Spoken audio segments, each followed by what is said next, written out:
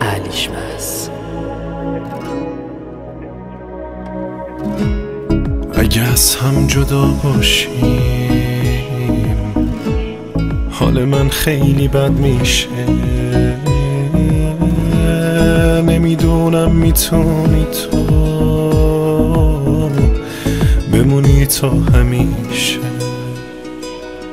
عادت کردم به همین خنده زیبات، عادت کردم هی جان هی جان، عادت کردم به آروم بودن چشمات، عادت کردم هی جان هی جان، عادت کردم به همین خنده زیبات، عادت کردم هی جان هی جان، عادت کردم به آروم بودن چشمات، عادت کردم هی جان هی جان. بهت عادت کردم نه راحت تر از تو، با هیچکی نیستم من لامصب، وابستم وقتی دوری طاقت کم، دل من تو رو باور کرد، حتی استراحت بی تو دیگه حالش نی، چجوری بخوابم وقتی سرت رو بالش نیست، وقتی هستی خوب وقتی نیستی اخم و تو هم و همه لباسا مشکی،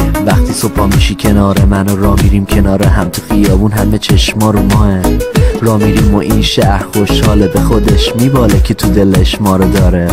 الان به تو دارم یه حسی که نمیدونم داره چه اسمی، واو، ولی تو باید مال من باشی، یاره شده به هر دل اسمی.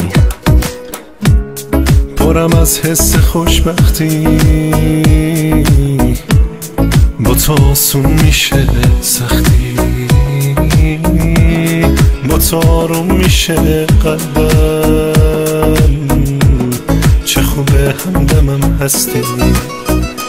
دیوونم دیوونتم به خدا، نمیشم از تو جدا، دنیامی دیوونم دیوونتم به خدا، نمیشم از تو جدا، همرامی.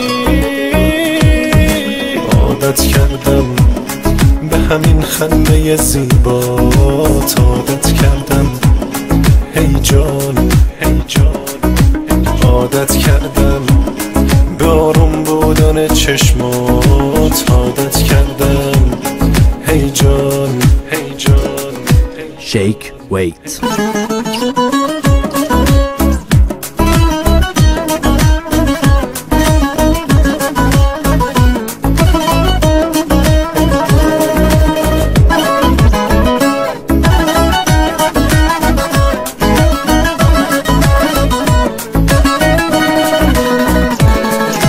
عادت کردم به همین خنده زیبات، عادت کردم هی جان هی جان، عادت کردم به آروم بودن چشمات، عادت کردم هی جان هی جان، عادت کردم هی جان، عادت کردم عادت کردم به آروم بودن چشمات، عادت کردم هی جان. دیجی فرزان.